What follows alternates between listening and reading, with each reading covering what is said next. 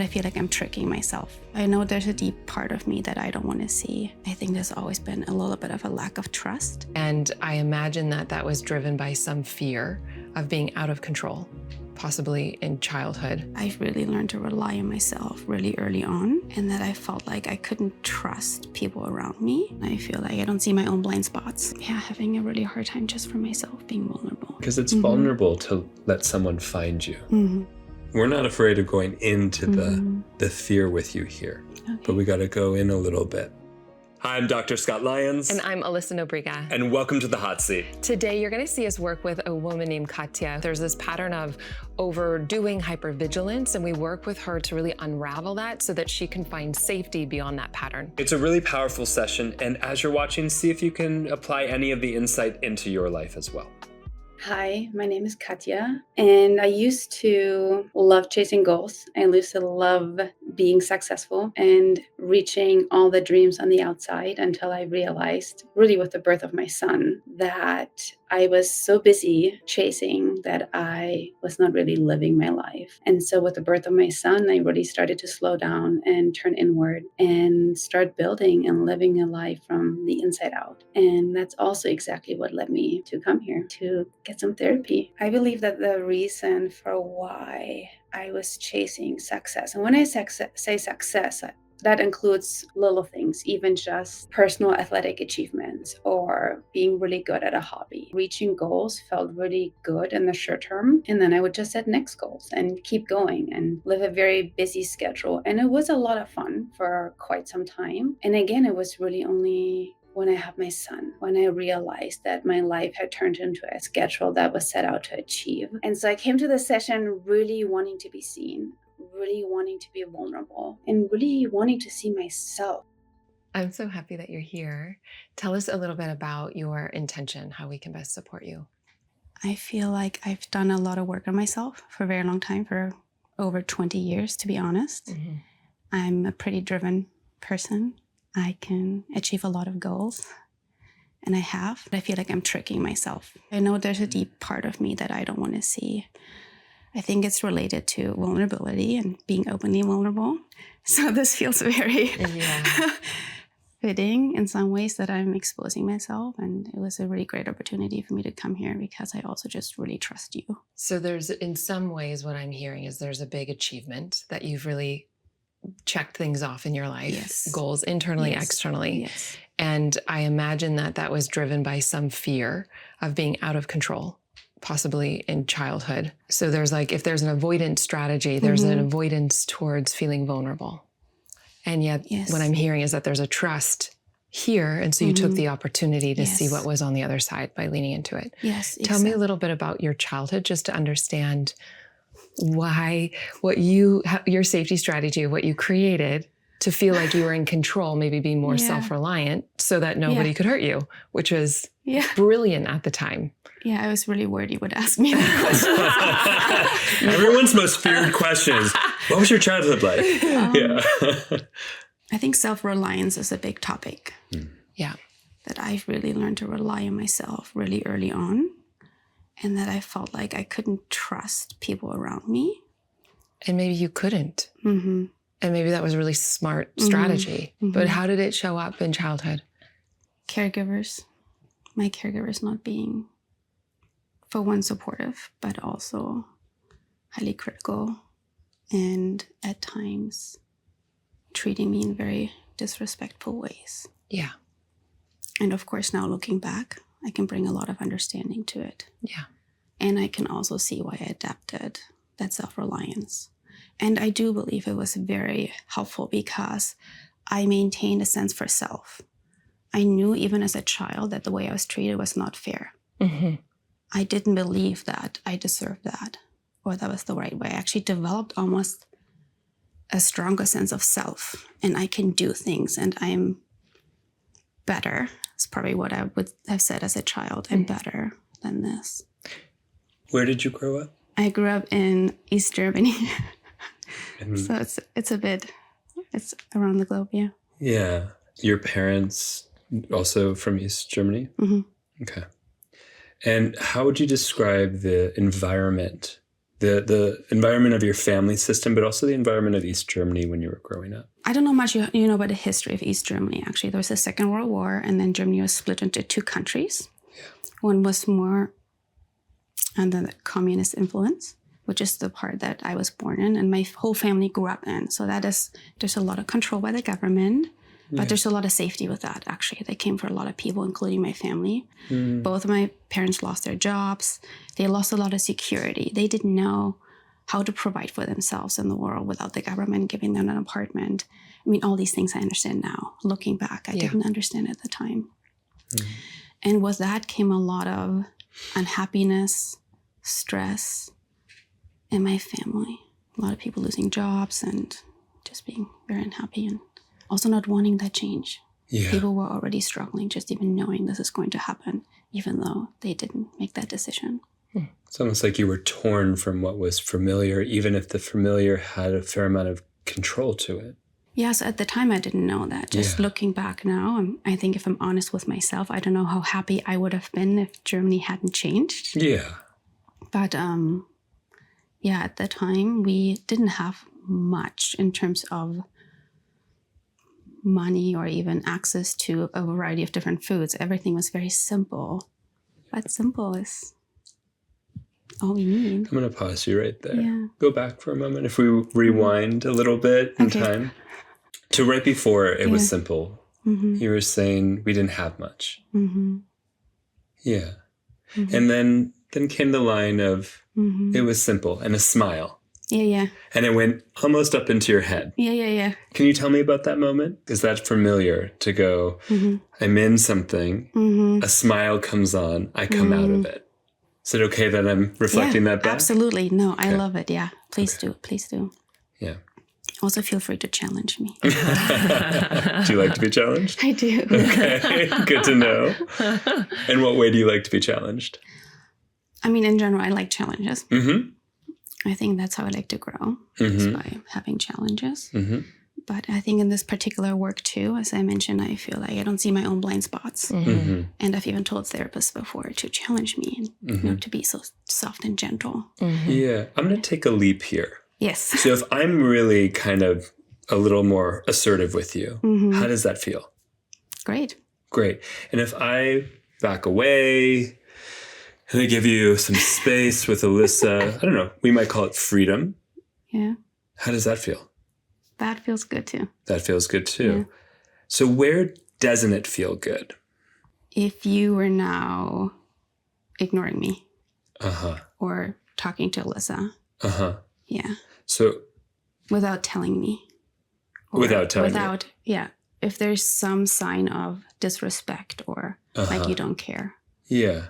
Which is what brings up your childhood experience. Yeah. Which is what you've been trying to avoid for your whole life since your childhood experience. By achieving, by overanalyzing, by... Yeah, I definitely think, I was just journaling so much before coming here too, that I've really just tried to be somebody because I used to feel like I am nobody. Yeah. Because, that's just a feeling. I just felt like I wasn't even someone to be considered. And so I tried so hard to be somebody that it almost didn't matter. So I achieved a bunch of things only to realize, Yeah. that did not make me happy. Yeah, there's a way that there's like an avoidance of feeling like nobody, trying to then become what you think somebody will want so that you have attention and connection. Yes. And that pattern plays out. You can see in multiple areas of your life. Yes. And the cost of that is what? How is that strategy working? It's exhausting. Yeah. That's probably how I would summarize it. Yeah. And we don't need to judge it, right? Yes. Because it's like, it was brilliant and it worked at the time with your family growing up in a critical household with people who weren't attuned to you, who were also going through a lot of trauma and stress. And then you started to experience that as well. And had brilliant safety strategies. And now there's a way that you are wanting something different because you're exhausted. Yeah. And it starts with a connection within yourself by not avoiding your own authenticity, the vulnerability to be yourself. Yes. I'm going to butt in a little bit again. Yeah. How is that as Alyssa's reflecting back a lot? Great. She was even pointing lower to her gut. I could feel it in my gut when she was saying something along the lines of, I'm avoiding myself, that vulnerable, authentic part. Yeah. Because I'm not truly vulnerable. I'm almost like an iceberg. Well, I'm happy to share my vulnerability. Yeah. All the things I figured. I've decided this vulnerability is safe to share, and I do. And then I trick people. Yeah. So I want to go to the trick people part. I want to go right into. I don't think it's just yourself. Yeah. So how is it that you trick yourself or people? A therapist. If it's playing out right now. Yeah. Well, to what degree? You want to know how I'm tricking you right now? Yeah. I don't know, because I'm trying to be just so honest. And this is from me, for myself, because I have been on this journey for so long. Yeah. And it's exhausting, and I'm ready to not be exhausted. I'm also a mother now, and I want to just be able to show up differently. So how am I tricking you? Thank you. Yeah. I'm curious. This is where I feel like I'm also tricking myself. Because my initial answer would be, I'm not tricking you, so I'm not really aware of it when I do it. Yeah. What's maybe another term for tricking? Because sometimes the word tricking can have a lot of bias or, judgment. And I'm not doing it intentionally. I think, gosh, no. I think it's a bit, I share just enough vulnerability that it seems like I'm being vulnerable. Yeah. And then I can check that box. Yeah. I'm like, oh, I was vulnerable, or someone felt like I was vulnerable, and it was just enough to maybe establish some sort of connection. Yeah. But it's maybe just the VUN. Yeah. Just the first three letters. Yeah. Just the first few letters of vulnerable. Yeah. It's not the full It's range, the fun of vulnerable. Yeah. And I think partially because I'm having a really hard time just for myself being vulnerable. Yeah. Yeah. Seeing myself as vulnerable. And I think part of that is I have part of my survival strategy. I have gained so much connection and love, achievement, so much from also just being the strong one. Yeah. If I'm the strong, I achieve things. People rely on me. I provide a safe space. I'm the one who's there. Mm-hmm. And so part of me worries if I crumble, that everything else crumbles too. And then no one could put me together. This idea that someone should put me together is a whole nother one. But so I think I'm really physically also struggling to go there, because I'm like, what's going to happen? Yeah. So part of what I'm hearing is that the safety strategy of being the self-reliant one, the one that takes responsibility and takes charge because you didn't have that as a child, is burning you out and probably leaking into being a mom and, in all relationships where then there's an assumption you have to do it for others as well. Yes. Is that right? Yes. And so that's a strategy to avoid vulnerability. Yes. To avoid sharing your truth. Mm-hmm. Because in some ways what I'm hearing is that it's worked to a degree. Of course it has. Yeah. Because it's gotten you to where you are. That's the story it tells you. And so there is a willingness to feel the vulnerability underneath. Mm-hmm. But part of what I'm hearing you say is that you don't go into sadness. Mm-hmm. That's the other half of the vulnerable angle. And so when that comes up, it's like a little bit, but not the full picture. Mm-hmm. And there's space for you to keep choosing that. And there's space for you to drop in and actually risk being vulnerable. So there's space for me to be vulnerable enough. The parts that feel safe in the vulnerability. And then there's an option to experiment right here and right now with what would happen if I am willing to just go there. Yeah. Yeah. And then the smile. Notice the smile. Yeah, I know, because it's uncomfortable. It's uncomfortable. So I'm going to have you... It's uncomfortable. Yeah. Can you imagine chewing a little bit of air or gum? Okay. Yeah. Yeah. And I see the smile trying to poke through. Okay. Yeah. So some of it is we're just releasing the muscular pattern to go, I'm going to override any feeling. Yes. Right? Yes. That's the smile. I'm overriding any type of emotion. Yes. Hi. Yes. It's almost like it can pick you up out of yourself, the smile. Mm-hmm. And we're chewing a little bit of air to relax those muscles that are helping you avoid. Yeah. Okay. So it's a little silly, but maybe we'll do it together. There it is again. Yeah. So chewing a little bit of air. Yeah. It's just relaxing. Yeah. It's just like little bits, like a guppy. Do you know what a guppy is? Nope. It's like a little fish. Oh, yeah. Yeah. Okay. Little guppy breaths. Yeah.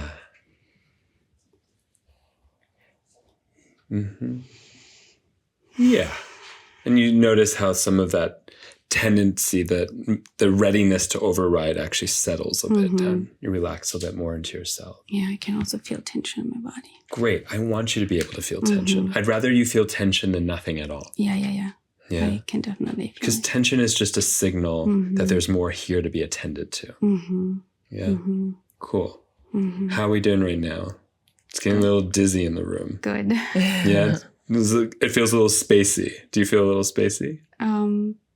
Maybe. Yeah. I don't know yet. We just got that little, we can either override by smiling, or we can get a little spacey, which we call dissociation. Yeah. Can you feel that? Where it's like, I'm not quite sure we're still here in the same way. Or whereas present. Yeah. I can feel it, yeah. So I'm just going to have you feel your hand on your knee. Okay. And press in a little bit.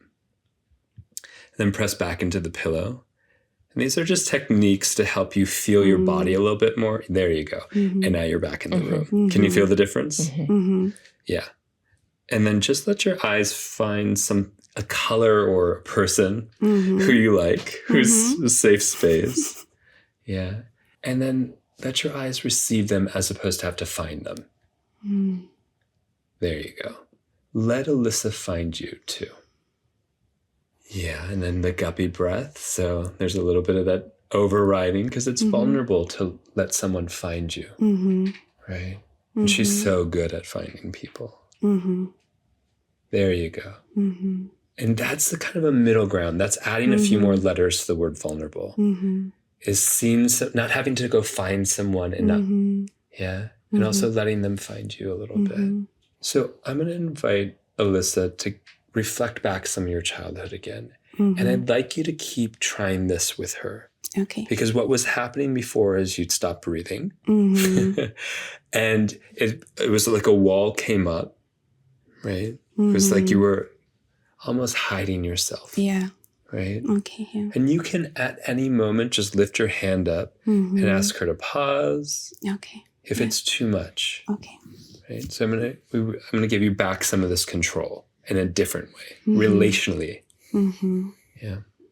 Yeah. Thanks. Yeah. Thanks for letting me volunteer you. Yeah. Oh, it's such a gift to be volunteered. Yeah, just feeling your heart and feeling me connected with you. And you can let me in as much as you want. And you can also hold a boundary. Like we'll support and trust and respect what your spacing right there. is. Sorry, love. You did it. You walled off. Can you feel that? I could feel that. Beautiful. It was so good when you pointed that out earlier, because my initial reaction was like, okay. I'm not And right doing here, we get walled off. Head separates from body. Eyes start to protrude to find and track. Right? That's a trauma pattern. Okay. Right?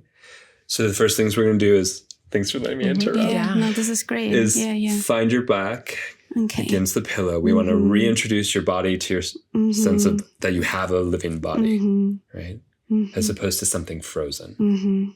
There you go. Can you feel how you're dropping back in? Okay. And we'll just take our time, right? Alyssa's here, but you don't have to look at her yet. Okay. Right? You can just kind of know she's here. The jaw starts to tighten because it's vulnerable, right? So little guppy breaths. Okay. Yeah. Yeah. We're taking it slow. Okay. Yeah. A little pressing down into the chair. All of these are just reaffirming you have a body that's here in this moment. Yeah. Which is hard to find when we get scared in the vulnerability. Right? There you go. Yeah. And I feel you back in the room. Do you feel yourself back? Yeah. Yeah. Okay. It's very attentive. Yeah. It's beautiful. Yeah. Okay. Let's try it. Yeah. And this wasn't mirrored for you before. So we're just repatterning and learning how to stay connected to your heart. Yeah. To what's safe. Yeah. While being in your body and tuning into what your needs are. so that you can tend to yourself instead of overgiving or out of the control and rigidity. And that wasn't bad. It was the really smart strategy that you did. And we're just upgrading now. We're seeing it with compassion, thanking it. And on a scale from 1 to 10, how much do you feel connected right now? 10 being incredibly connected. 1 being like, I don't know what that word means. Maybe 5. Okay. Yeah.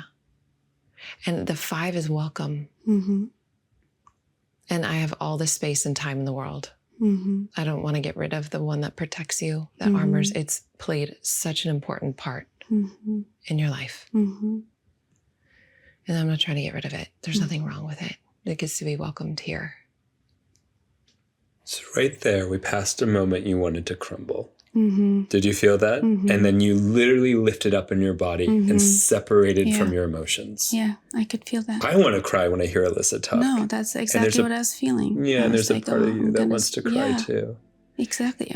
Can we crumble in? And whatever that means. And Alyssa, if you have an idea. Yeah. And if it doesn't feel safe to crumble, that's welcome too. Like all of it gets to be welcomed. Thank you, because I do think I judge myself too. I know. We hear a concept that I need to be different, and yet this part doesn't feel safe enough to let go. So then now there's another layer of pressure and concept of I should feel safe to let go, but I don't. Exactly. So let's just let all that go. Yeah. And the armor and the pattern that has served you for however many decades gets to be thanked, to get to be seen. What would your heart say to this armor? Thank you for your strength and courage to protect me. And did it receive that? Could you feel it as the armor? Does it need to hear more? Does the armor need to hear more? It's like I've seen all the ways that you've protected me all these years. You've been relentlessly working hard to make sure I'm okay. Yeah. And I was raised in a family system that didn't know how to tune. They weren't available for that. As much as they tried, they couldn't. So thank you for protecting me. Thank you for showing up for me. What would your words be? I would tell it that I did a good job and it can back off now. Yeah. Let's make sure it really feels acknowledged. Can just feel this judgment I have towards the armor. Yeah. Because I see, for the longest time, I really admired it. But it's interesting, as I've been doing more work, as a coach, I started to judge it. Yeah, because there's the concept that it shouldn't be there. And I can see how it's holding me back now, whatever that holding back means, right? But it feels heavy now. And I feel like it's sticky, it doesn't want to let go. Yeah, and it will only let go to the degree that you accept it, that it feels safe. And the more you tell it to let go, the harder it will hold. That's what it feels like, Yeah, so we're just turning your love to genuinely thank the armor. Do you want me to say it out loud? Yes. Yeah. I don't know how to. You know the love you have for your child?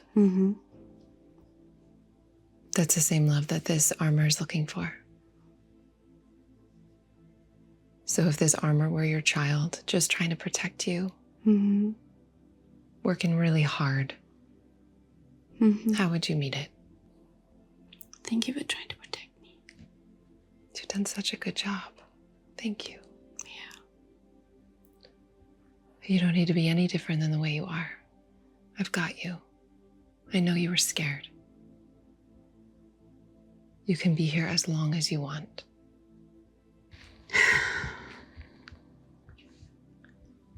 And it's okay if the mind is active. What's happening right now? As we were speaking, I was thinking the part that was protecting me. I was also able to access some love for people that hurt me. And I think part of me didn't want to let that happen. Yeah. Even though my mind wants that. Yeah. But it feels like if I allow that to happen, then I'm saying that was okay. That's the misunderstanding. is just like my part was trying to protect me. My parents were trying to protect me too. And this part just needs your presence now, just like you're doing. Mm-hmm.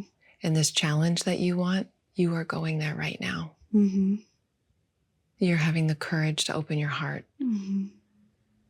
Mm-hmm.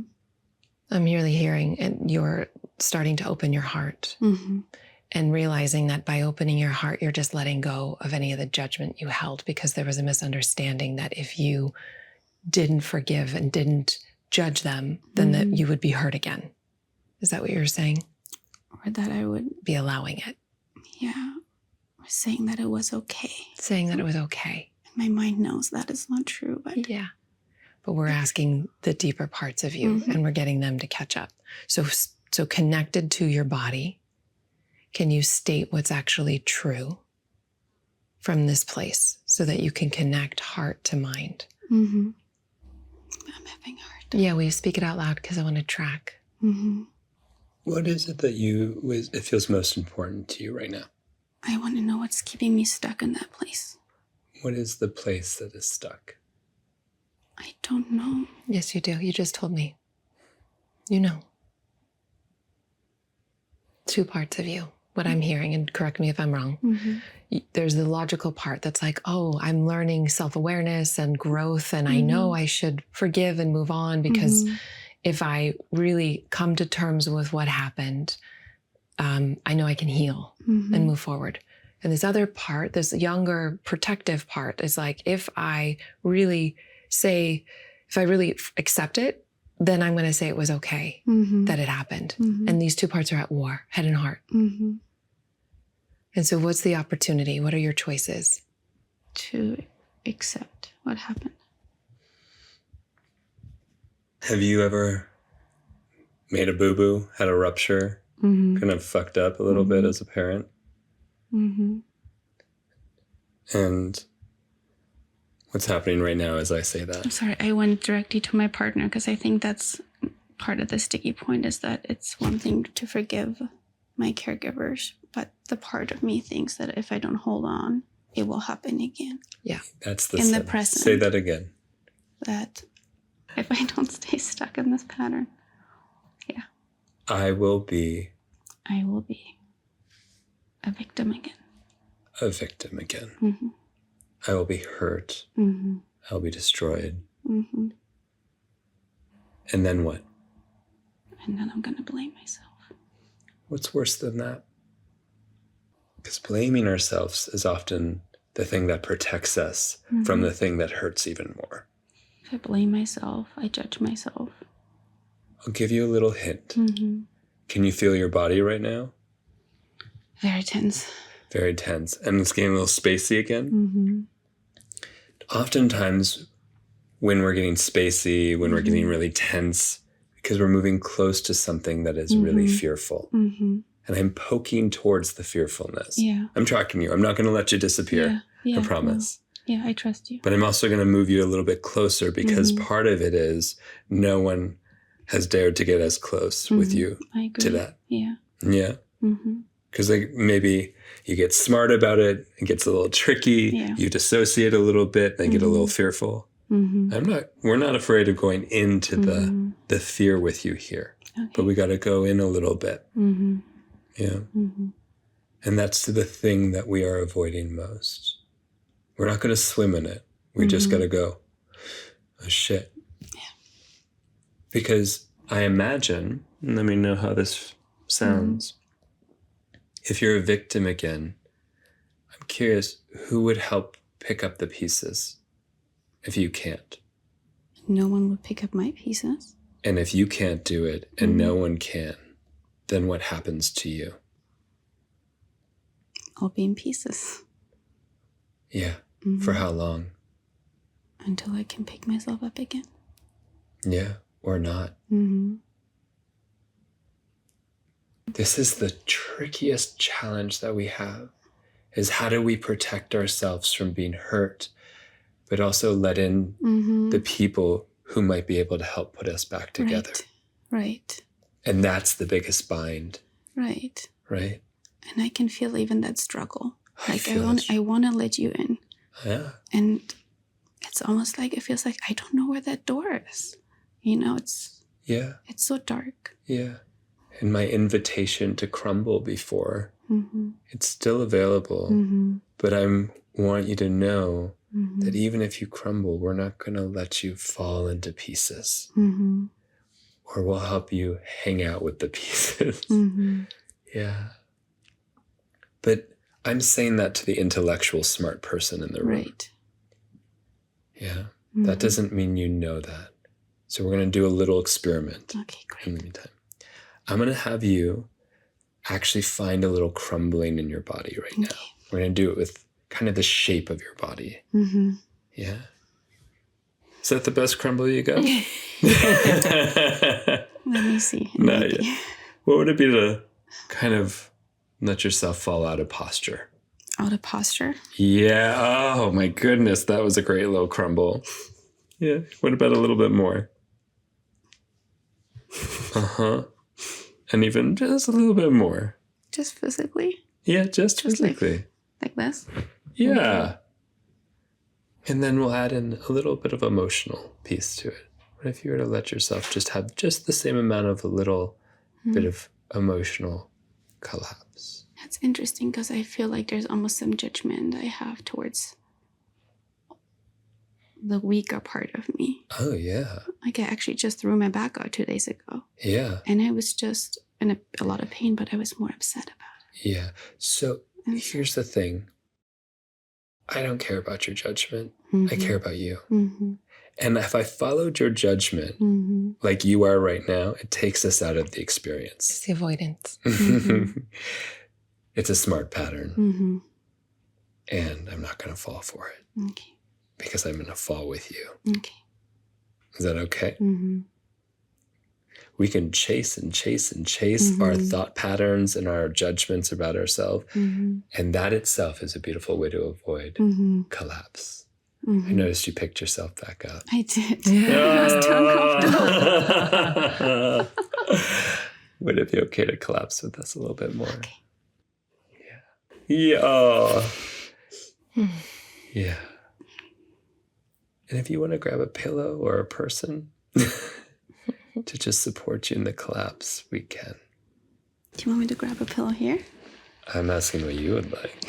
But yeah. So we call this supported collapse. Okay. And I want you to find the most comfortable collapse you could imagine. You want me to physically collapse? Oh, yeah. We're not so different, emotions and physical. I bet you could even let yourself collapse a little bit more. Ah, there it is. And then I'd like you to collapse into the support. The chair, the pillow. And how's that feel? Unfamiliar. Unfamiliar. Yeah. Can you take me and Alyssa's voice in too? It's almost like another pillow to collapse into. It's our voice. Like a little bouncy castle of sound. That's it. Yeah, you're doing so good. You're really letting yourself fall apart into support. What are you noticing right now? There's memories coming up. Memories? Yeah, so let the memories play out. And if there was someone who might come in, you might imagine coming in and just placing even a hand on your back. Who might that be? First person to come to mind. My grandma. Grandma. What was her name? I just called her Grandma. Grandma. Yeah. Yeah. So letting Grandma really come into the room, placing that hand exactly where you need it. Maybe she even repeats the words Alyssa just said. You're doing such a great job. On a scale from 1 to 10, how much are you letting the support of her, of the pillow, of the collapse hold you? 6. Mm-hmm. Mm. And what's that feel like? It feels warm. Yeah. You feel safe? I don't know. Okay, just check it out. Mm-hmm. In addition to the word safe, which we're still exploring, I'm curious if there's a sense of support. Mm-hmm. Okay. Mm-hmm. What if we were just to put the words next to each other, support and safety? It's almost like they get to be in the room at the same time. Makes me dissociate a little. You dissociate a little bit. Mm-hmm. So it's letting us know that's a little too soon to put them that close. Mm-hmm. Yeah, so maybe we just separate them out just a little bit more. So maybe they're in the same room, but different parts of the room. Mm-hmm. Does that feel better? Mm-hmm. Okay. Thank you. Thank you for sharing what you need. Yeah. It's beautiful. Yeah, a good tracking of what you need. It's really important. So they're in the same room, but with space. And that's important. So check in right now. What else do you need? What feels nourishing and good to you? I want to know what happens when I fall apart. You want to know what happens when you fall apart? Mm-hmm. Yeah. What's happening right now? I don't know where to go. Yeah. It's a good point. I don't know where to go. And at the same time, there's a newness here of that there's nowhere you have to go. Mm-hmm. Maybe coming into support, it just is. Mm-hmm. Without having to do something next, having to know if there's something that we have to do, someone we have to go take care of, some accomplishment we have to go achieve. This is some of the rest that this other part was really craving to come into balance. And it's new. Some of that vigilance gets to relax and be. But just check it out in your direct experience right now. If there's not an idea that something else should happen, what is it like right now? Well, then everything is okay. Then everything's okay. And what's that feel like? I see so much more breath in your body. And it's almost like it's coming alive a little bit more. Does that resonate? It feels relieving. Relieving. Mm-hmm. Yeah, this is some of the nourishment that you're letting in. Mm-hmm. A new patterning to let yourself let go, to relax. Yeah. And as Alyssa just said, that's something really released in you. Something kind of deep in the gut. Can you feel that? Mm-hmm. Yeah. It's like another part of you really got to release into support. And so we're just watching the mind that says you need to do anything else because that's the old patterning Mm-hmm. that allows you to really surrender into Mm-hmm. being held, being supported. Mm-hmm. And you're doing so good. I love when you say that. You're doing so good. You're doing so good. I think we all need to hear that because you really are doing so good.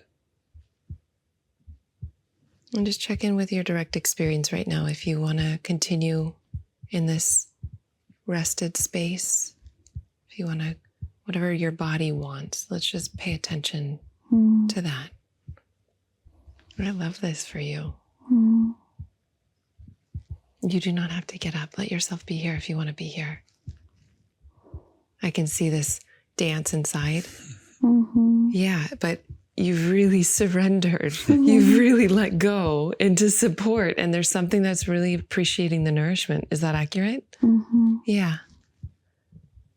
It's a huge breakthrough. That's a huge, took a moment to the collapse, but now the collapse, this like surrender into support. It's like, I don't want to leave this. This is nice. How much, from a 1 to 10, how much are you letting it in?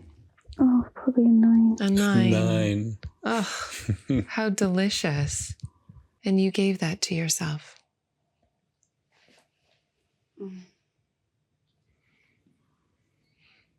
Yeah, I think what I realize is how much support there is really right now.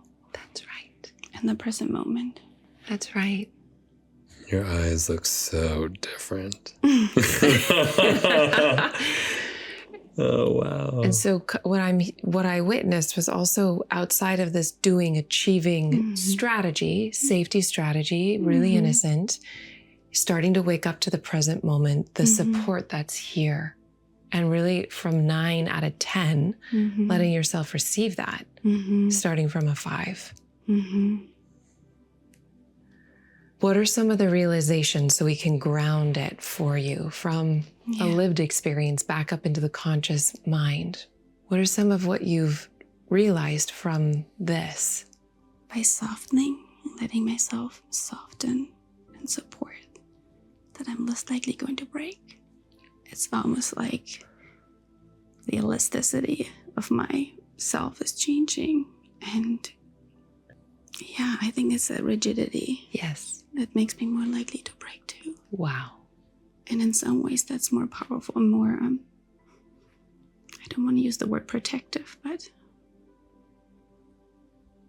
it's almost a better protective strategy. That's what I wanted to say. Wow. So much wisdom. And from this place of release, did you need protection? No. Good to notice. Yeah.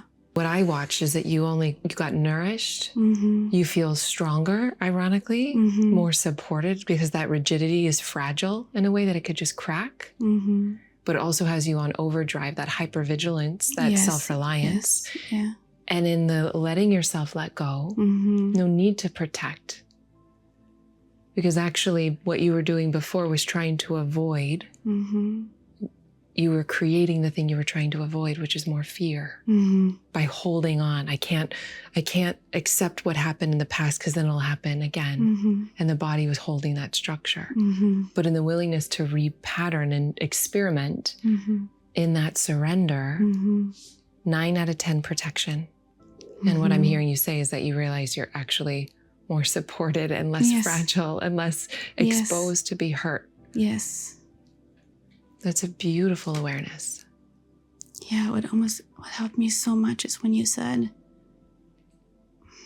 helped me disconnect from what I should be, like future-based thinking. Yeah.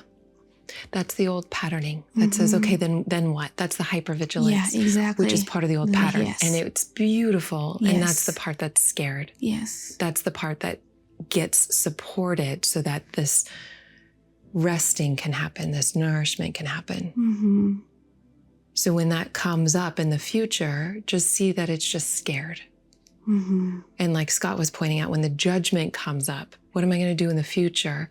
It's just needing that safety, that insourcing of safety from you, from the environment, from your family, those that are in your world that you feel like you want to surrender into to hold you and to hold that part of yourself. So how do you use what you've learned here to continue the experiment moving forward in your life? I kind of just really want to be with myself right now. Yeah, good. Yeah. That's medicine. But that's a beautiful question. It just feels okay. Yeah. I can feel okay. you, in you. Yeah. And I just want to reflect from the other pattern of hypervigilance of taking care of others. I really hear you're taking care of yourself. I feel you in your body here. And in that safety of the moment. Safety is only found in the present moment. Yeah, I feel like that is something I just understood. And so I'm trying to ironically hold on to it. Okay. Thank you for naming that. I'm like, oh my gosh, this is amazing. It's the old pattern that says, I'm scared of losing this. Right. And then it kicks into the hypervigilance. And then that disappears the safety that's always here. But there's safety in the present moment always. You don't need to maintain that. It's just, and it doesn't come and go, just your awareness of it comes and goes. Right. And so just to remind you, that experiment to feel the support, like Scott invited, of that letting go, being held by the chair, by the pillow, by the breath, that opens the aperture to recognize and let in the safety, the support that's always here. And that's the nourishment that this counterbalance pattern really was craving. And then it starts lightening. But we want to stay awake to the old patterning that says, I need safety. How do I maintain this? Yeah. It's like, oh, okay, sweetheart. Thank you. Breath. In your body, in your feet, right here. Recognizing it. Yeah, I'm just really realizing that's always the future that I was scared of. Not the things that were happening. It's all in the mind. Yeah, just the imagination of what could be happening. Yeah. Projected fear. Yeah. The mind does that as a safety strategy, but actually it creates more anxiety. Mm-hmm. And you have a lived experience of it now, Mm-hmm. of where safety really lives in the present moment. Mm-hmm. Good work. Yeah. Thank you for trusting us. Thank you for being willing to experiment and having the courage to show up fully for yourself. Such a gift. Thank you so much. Wow, that was, I felt chills at the end when there was such a big shift. I think one of the first things I noticed was, and I named it in the session, the smile and these certain ways of overriding. And when people say they're stuck, one of the things I look for is where in their body, what are the behaviors, what are the patterns that they're doing that as soon as they start to feel something, they override it. It's stuckness is often a distraction from something else, right? I loved that you were talking about the judgment as a way to avoid and that you weren't going to follow that. No. And I loved that you kept tracking her body specifically around the dissociation where as soon as we got closer to the core wound, it would come up more. And it was so subtle. And I know she spoke to us about how seen she felt, that you were able to track her and created trust. Yeah. It was really brilliant. Thank you. Yeah.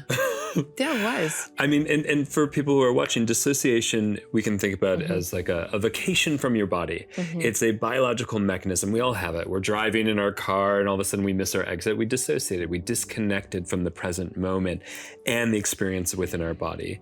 And we are designed evolutionarily to do that. It's part of how we survive when there's too much information or too much sensory input. And that was part of her pattern of avoiding. And she named that off the top of saying, I don't cry very much. Like this is her safety strategy. So in an environment where she didn't feel held, I think there's a quote that she created a mind to hold herself. Yeah. And so it worked in her childhood, but now she's hitting up against blocks now. And what I was recognizing is she knew logically to let go and that would help her. But emotionally and unconsciously, there was a part of her that was like, well, if I let go, who's going to hold me? And so she created this competing desire inside.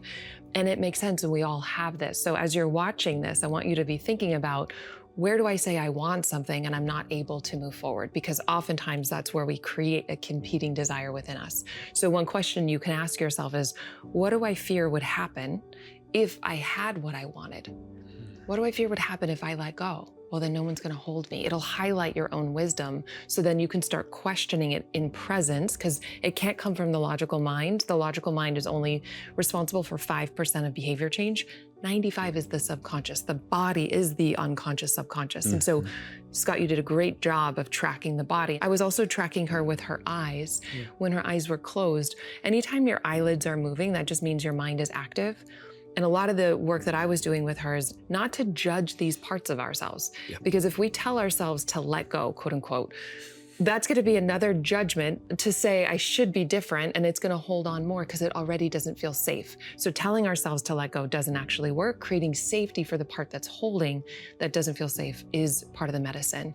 And you did such a brilliant job of weaving that in, because I offered the collapse, and then what you observed and then brought in was we need to build a little more compassion and support. With the fire, though. Also, you brought the fire too, because otherwise, you know, if I brought too much compassion, then she would have felt like I wasn't there. That's the disassociation, and you brought some of the fire. So it's like water and fire at the right time. And it's interesting because we tested that in a little bit of like what happens when I'm direct, and I could see there was actually more responsiveness, and what happens when I'm spacious. And even though she shared with us, she was like, I like that. I'm like, you're gone. You disappeared a bit. So sometimes we might have a thought that we like something, but our body is telling a different story. Yes. And it's important and it's challenging to know that there might be two parallel conversations happening at the same time, our brain, our thought pattern, and our actual body response. And we had an interesting moment here, and there was such an unfamiliarity and a fear that no one could help pick up the pieces if she fell apart. So we brought in, and I actually recommend this as a practice for a lot of people, is to build a support you can collapse into. Yeah. That is such an unfamiliar experience for so many of us, especially if in our childhood we would cry or be upset and our parent would do multiple things, like any number of things, like just be like, you're okay, which is not an ideal one, or just commenting or judging or crying, or just not even being available. All of those lead to this adult pattern of not being able to actually rest, because we're so used to having to hold ourselves up because no one caught us in the moments we needed to be caught and supported. And you saw that here in this session. And you did it somatically with the pillow, Yep. but I could have also, you invited that Yep. I could have also had my hand on her back. So Yeah. you can do that with other people that you feel safe with. To start Absolutely. noticing, oh, there's safety here. My body can let go. So it's not just the mind again, it's the deeper knowing. Yeah, and we had a really interesting moment too in regards to she couldn't absorb safety yet. She couldn't be with the experience of safety. It was either unfamiliar or any other challenge towards that. But what she could be with is actually a support. So we had to build up to an idea of safety through support. And as we brought support and safety, because previously what had been coupled or wired together was safety and rigidity. And so as we were repatterning that safety could be coupled with support, we brought it into the same space. And as she said, she started to dissociate, which means it was too scary too soon to bring them too close. But you could tell by the end that a sense of safety and a sense of support had actually come closer together and will eventually actually weave in to an experience of being coupled together or connected together, that I can be supported and safe, that I can rest into something or someone and still be safe. Yeah, and I love that the takeaway also was wanting to be in her own energy, because I think this pattern of being over-responsible or hyper-vigilant is about going and leaking energy to take care of everyone and everything else, rather than attuning to ourselves, really. And so being in her own energy is the most beautiful thing that she could have done. And I could feel her more present in her body. And so if you run a pattern like this, notice what it's like to be in your own energy, right? Not to be over-responsible for family, work, house, whatever it may be, so that you can really start coming back energetically to yourself and in your body, where safety actually lives.